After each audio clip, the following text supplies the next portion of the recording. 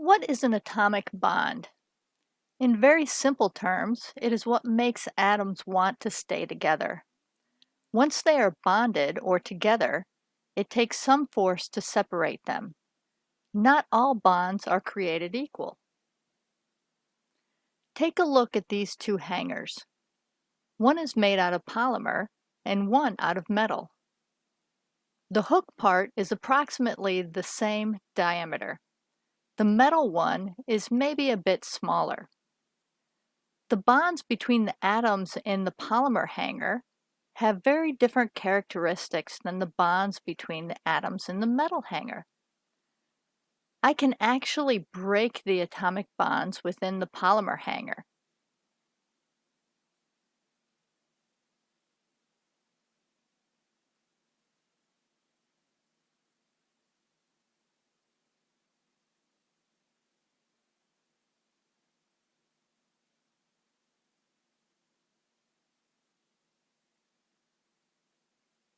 But I have no chance of breaking the bonds between the atoms in the metal hanger.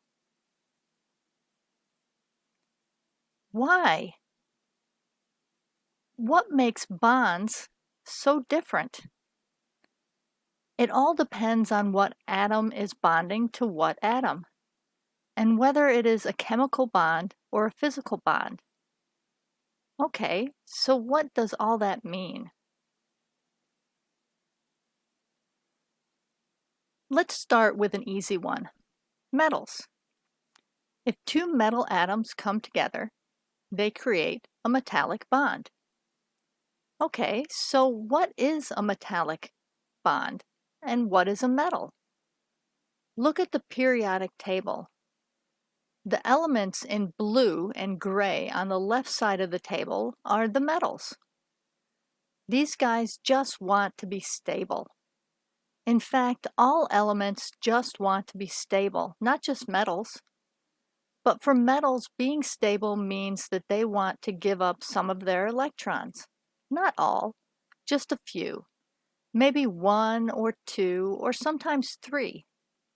Of course, there are some metals that are already stable, like gold and the other noble metals. But for the most part, metals want to give up some electrons. But what happens to the electrons, you say? The electrons go into an electron collective. But wait, I'm getting ahead of myself. Let's slow down. Let's start with one metal and see what happens. If a bunch of nickel atoms come together, what happens? They all want to give up 2 electrons each to be happy and stable. Now we have a bunch of positively charged nickel ions with a bunch of electrons floating around an electron collective. What happens when a bunch of positive ions get together with a bunch of negatively charged electrons? Yes, there's an attractive force. This is the metallic bond. Think of it as a bunch of positive spheres in an electron glue. Imagine that these magnetic balls are metal atoms bonded together. When I deform the material, the atoms slide past each other. They don't care which atom they are next to. It is all the same to them. This is key to understanding metallic properties. Because the atoms can slide past each other, metals are ductile and tough. Because of the electron collective and the ability of the electrons to flow, metals are electrically and thermally conductive.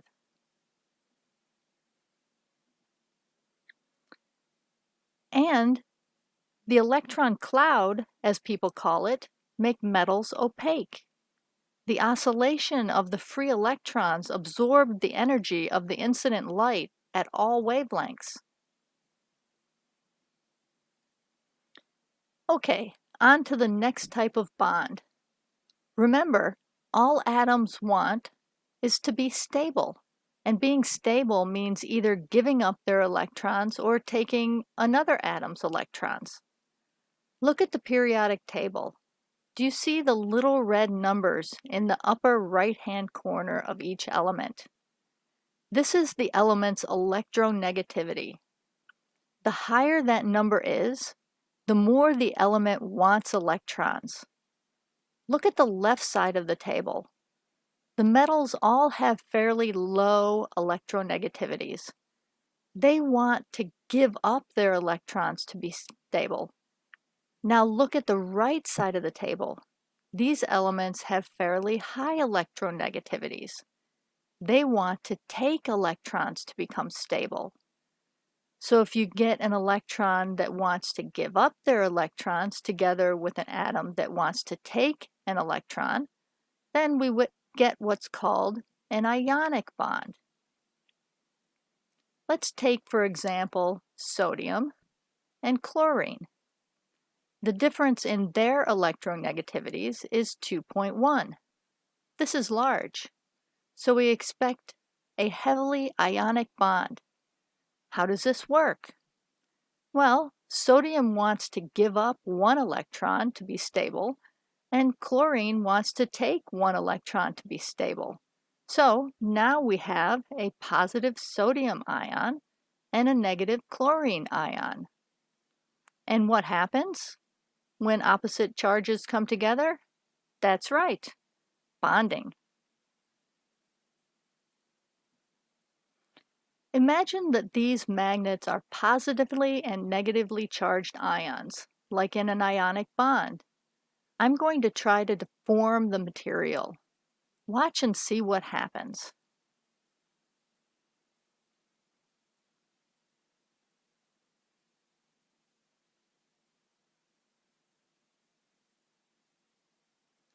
There was no gradual deformation. The bonds just broke suddenly and without warning. Unlike the metal ions in a metallic bond, these ions care about where they are. If they just shift over one spot, they are now against a like charge, and like charges repel. And well, we saw what happened. Many ceramics have heavily ionic bonds. That's what makes them brittle. But you did notice that I had to push really hard to get any kind of motion at all. Ionic bonds are generally strong.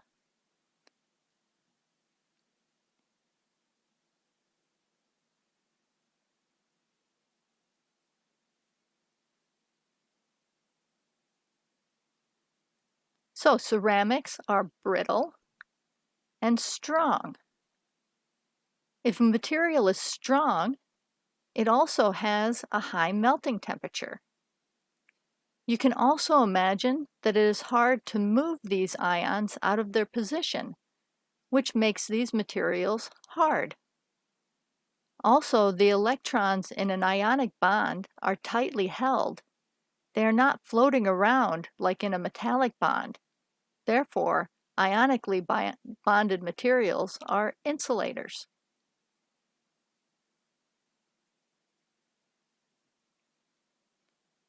On to the next type of bond. So what happens if the electronegativities are not so far apart? For example, hydrogen and oxygen. They both have larger electronegativities, so they want electrons. The difference in their electronegativities is 1.4, not as large as 2.1 for sodium and chlorine. So what are they to do? Well, they end up sharing electrons.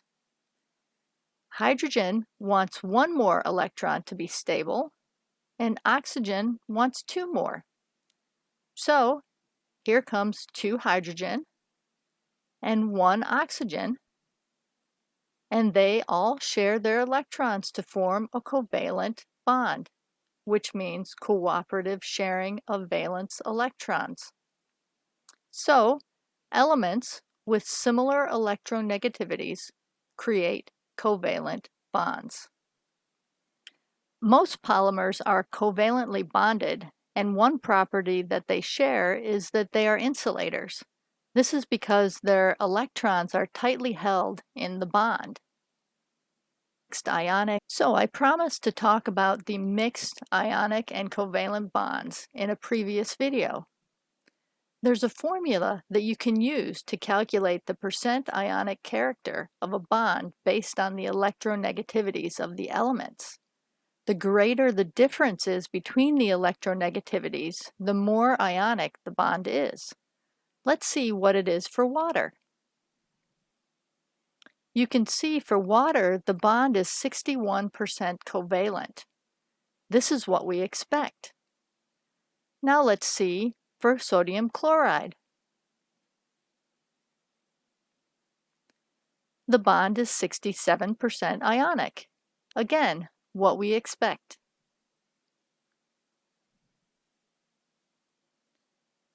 The bonds that we have talked about so far are called primary bonds, and they have one thing in common.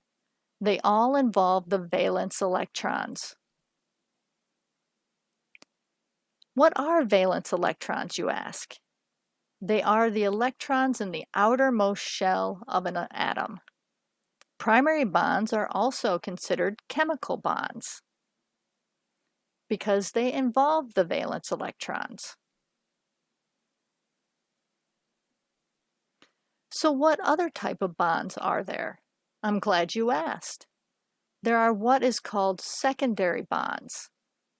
These are considered physical bonds because they don't directly involve the valence electrons and they are weaker than primary bonds. What happens is that there is a polarity that naturally occurs in an atom or molecule that makes one side more positively charged and one side more negatively charged. And if two of these charged atoms or molecules come together, a bond forms. Let's take a closer look. An atom is always moving. Sometimes the nucleus is on one side and sometimes it's on the other side. This sets up an imbalance in the charge, and then unlike charges can attract. In material science, this fluctuating dipole, as it's called, doesn't really concern us. What we want to know about are bonds like the hydrogen bond. This is where a molecule sets up a fixed, non-fluctuating polar molecule. For example, look at the fluorine-hydrogen bond. The hydrogen is sharing its one electron with fluorine, so it can be stable, and in theory, fluorine is sharing one of its electrons with hydrogen, so it can be stable. But in actuality, the electron spends more time hanging out with the fluorine. So the fluorine side is more negative, and the hydrogen side is more positive. If two of these get together, they will form a secondary or physical bond. Thermoplastics have a lot of secondary bonds holding together their long chain molecules. And since secondary bonds are generally weak, so are plastics. That's why I could break the plastic hanger, but not the metal hanger. Well, that's the basics of bonds. Material properties are key, but it all starts with bonds.